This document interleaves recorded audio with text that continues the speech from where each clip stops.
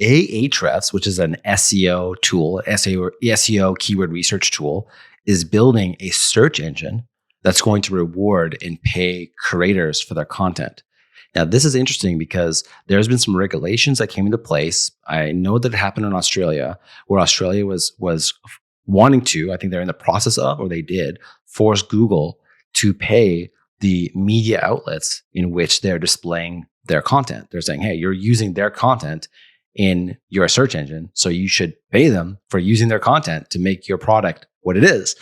When I first heard that, I thought it was pretty silly because it's like, Google is a search engine. It's a library. It's almost like, hey, if you have a library, you should pay all the authors whose books that you are lending out or something, And so I think that's like kind of a silly concept, but they are doing that. I heard it was happening in Australia. I don't know what the final thing was on that. And I heard recently that's happening now in the UK.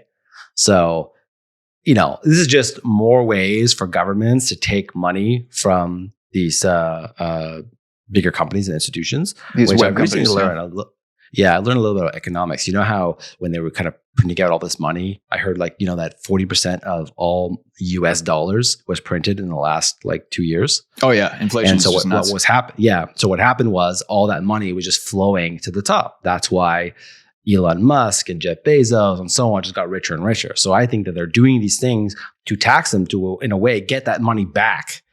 I think that's what's going on. So they're just trying to find every excuse to get the money back. Anyways, that's a little bit off topic on what we're talking about here. So that's why it's I think it's bad because I think it's a really dumb idea to be, charging Google to display content. But at the same time, I get, why they're really doing it. So this is the story here. So back in, actually here, let me go with this one here is the first one. So back in May 27th of 2019, Dmitry Gerazimenko. You did a better job than I could have, man. Did I do good? Okay. He's the founder of Ahrefs. So he's on Twitter. He's at botsbreeder, BREEDER. Yeah. Founder and CEO. Ahrefs. Yeah, Ahrefs is working on a general purpose search engine to compete with Google. Sounds crazy, right? But let's talk about two huge problems with Google, which they will never want to fix. Then he goes on. This is a Twitter thread. First one is obviously privacy, and it was discussed so much that I will switch to the second one, profit share. Oh, sorry. I guess he's saying it was discussed so much already that we don't talk about it. With the privacy issues. Yeah, Google is making $100 billion from its search services. Imagine they suddenly implemented a 90-10 profit share model, sending $90 billion per year to publishers who create content. And that definitely got my attention. I was like, wow, what a cool model. That would be cool. And I do think that as a competing search engine, that would definitely attract people. I would say I would have to be in support of that. Yeah. That could have been quite a different world. Remember that banner on Wikipedia asking for donations every year? Wikipedia could probably get a few billion from its content in a profit share model. Very true. And could pay people who polish articles a decent salary. Moving on, he goes, we are talking about hundreds of thousands of people who can make a living by organizing knowledge. In our imaginary world, websites might remove their paywalls since they get profit share from serving good content. And it makes sense and it makes it convenient so people can come back. Plus, they wouldn't have to put these glamorous headlines and lie about Mark Zuckerberg because they'd be getting, that's what's happening is a lot of these headlines and all this stuff is they need the clicks, they need the views. Yeah, that's their business model, right? That's what it is, right? We've seen how profit share on YouTube made a whole new industry of video making for a living. So why not Google would not? Why not Google would not share? It's weird English here. Google would not share profit from ads within search results. The answer is to drive for profit. So please, investors. Situation is actually even worse than just talking all the profits Google is showing scraped content on search results page more and more. So that way you don't even need to visit the website in many cases, which reduces content of authors. That's true. So and if you see people also asked. I didn't even notice that, to be honest with you. And like I've everything he's addressed up until now, I've been aware of. And I used to work for like a Web3 company, and like paywalls are definitely a big problem. A lot of us think micropayments are going to actually solve this. I mean, he calls it the YouTube example. YouTube is a fantastic example, right? But it's easier for YouTube to monetize in that way than it is for Google, because it's how do I explain this? Like if you find a blog on Google, you're going to, and maybe it's a news article from the BBC, or name the production company. They're going to give you that little taster, the first half, like paragraph or whatever, and then they're going to make you pay the paywall, right? Because it's just the amount of time and effort and energy of uploading like a single document, right? Like it's not, it's really difficult to monetize for a per use basis until micropayments become a thing. And there's lots of fantastic technologies out there that are working on this. But I will admit, when he got to this point, I was like, I never thought of this. Yeah, because you do a search, and it's populated there, and you don't even have to go to the person's website anymore. I'm like, damn, that sucks. I didn't even think of that one. So what's funny about that? We actually at Web Friendly, we optimize for that. Because what I think, this is my feeling on it, is that if you could write content that would show up and that people also asked, it's a question and there's a direct answer. So the way that we write articles in our subheading is the question, and then right below that is a direct answer to that question. And I also believe that is a way to optimize for the future of voice search. So what I found is by just writing in a style that will work and people also ask, you actually end up ranking. And we do really well with our SEO. When we want to rank for an article, we do. And that's what I use as my metric. But at the same time, you're right, because then you might just get the answer, then they don't actually click through. But I think that what Google does is that when you go to people also ask, you open it up, you see your answer. I think they're kind of giving a little credit and a little bit of boost to that domain, saying, okay, you guys answered that question for us, so your whole domain authority will go up. That's what I think. That's just like complete, like, I don't want to call it conspiracy, but just like my feeling around how search engine optimization is working these days. So, and also they had Google AMP, which is still there. They're phasing it out. Google AMP makes it so that way on a mobile device, someone clicks on the link, there's a little lightning bolt next to it, and it loads in 1 second versus 10 seconds. It's similar to Facebook Instant Articles. And that also makes it so it strips out, before it was stripping out all your ads and a lot of your images to make it a very fast loading mobile page.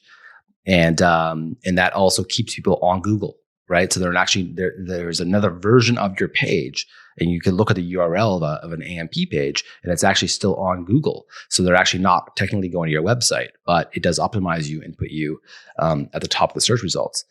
So, regardless, like what he's talking about here, he's got a really, like, this thread goes on, and we'll link up this thread. So if anyone wants to read this, we'll put it in the he's got some really great thoughts here. And this was all done back in 2019. He's definitely ahead of the game on a lot of these things. That's right. And he had a follow-up here. It says Ahrefs is getting, this is a follow-up that came in June 18th of 2021, so a month later. So it says Ahrefs is getting closer to publicly promoting the web search engine we are working on. In case you missed the previous announcement, the point of our search engine is to share ad revenue with content creators 90-20, with 90% going to creators. And then he has a search here for creator economy. I guess that's from his actual search engine, I guess. But what's interesting here is that, like, this was from, wait a minute. The first one was from 2019. Oh, May of 2019. The second post is from June of 2021. Yeah. So that was like 2 years later. So March 2019 to, so it looks like he I mean, they're probably busy with development and whatnot. It's going to be a lot of work to, that was now a year ago. Google. Yeah. It's about a year ago since the last time he updated about this. So very interesting, because right now a lot of people have been switching over to like DuckDuckGo, if you know about that. So people are moving over to that as their choice. I think I would support something like this.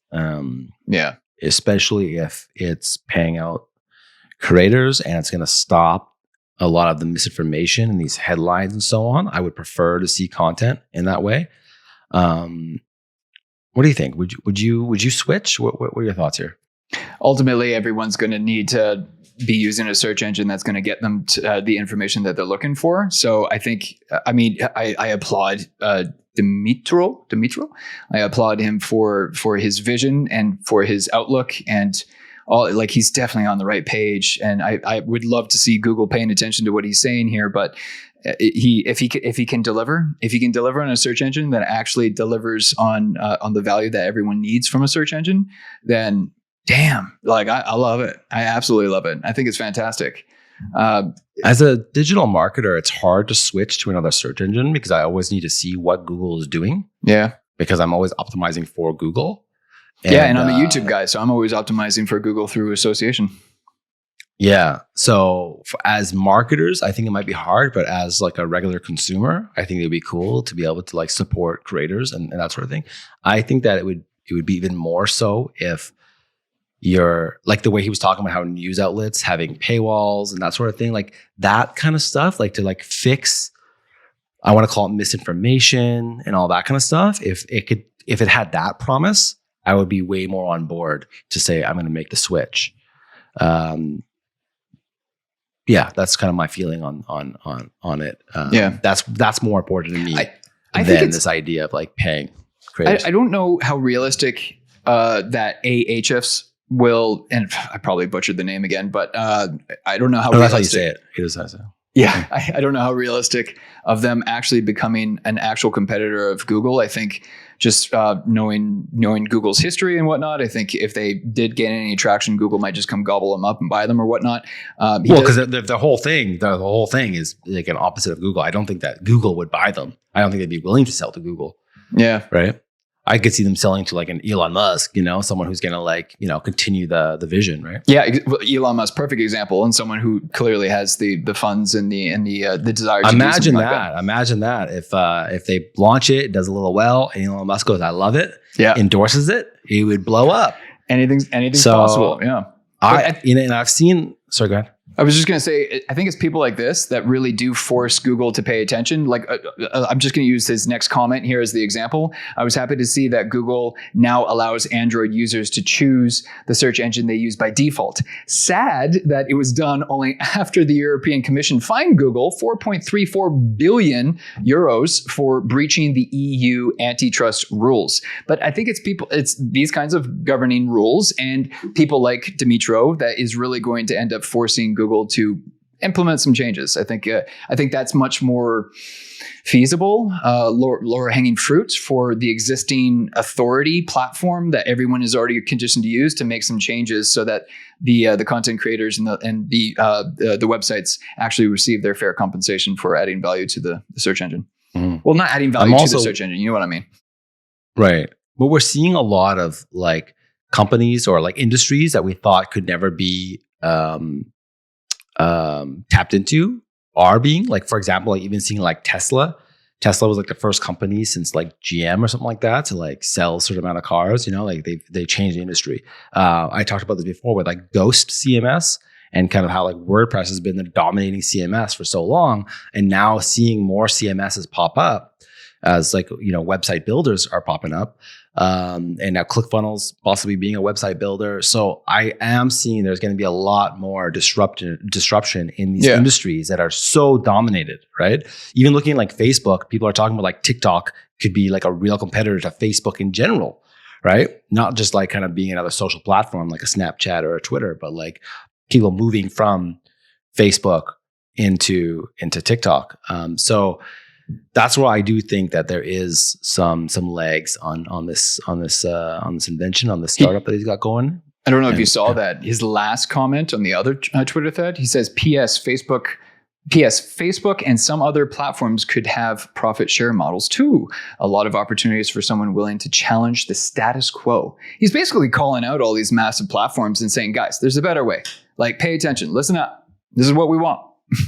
Yeah, we talked a lot about this on the last episode about all these funds that from all these platforms they're putting out. So I'm totally on board. What would be interesting is that if Google sees the success of this and they just start offering that, because they're already being regulated in Australia and the UK. So maybe they're just like, hey, you know what? Yeah, you could. Here's the answer. If you have a certain, if you're a creator, you have this sort of status on YouTube or whatever, like, or you're a publisher and at certain levels, you have a certain amount of views, and you become part. Just like what they do with like AdSense as an example, right? The way they pay out ad dollars if you have if they could run ads on your site. That's what AdSense is. Right. So who knows? It'd be very interesting to see how this develops. And it's been a year since we've heard an update. So maybe Dimitri will see this video and give us an update on what's happening with his search engine.